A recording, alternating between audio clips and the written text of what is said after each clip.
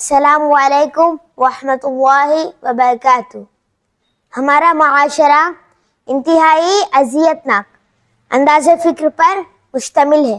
آپ غور کریں، انسان کی قدر صرف مرنے کے بعد ہی کیوں ہوتی ہے؟ لوگوں کو زندہ انسان کی اچھائیوں میں بھی برائیاں نظر آتی ہیں۔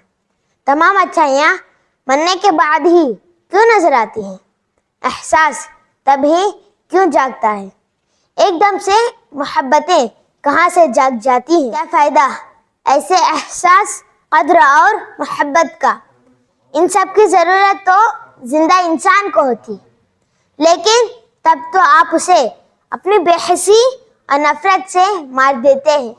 کسی کی قبر پر پھول نچھاور کرنے کے بجائے اگر اسے زندگی میں وہی پھول دیے جائیں تو شاید کوئی اتنا جلدی قبر میں نہ پہنچے۔ آخر کب وہ دن آئے گا کہ ہمیں انسانوں کی قدر جاننے کے لیے ان کی موت کا انتظار نہیں کرنا پڑے گا؟ لوگوں کی قدر، احساس اور محبت ان کی زندگی میں کیجیے۔ مرنے کے بعد تو چہرہ دیکھ کر دشمن بھی رو دیا کرتے ہیں۔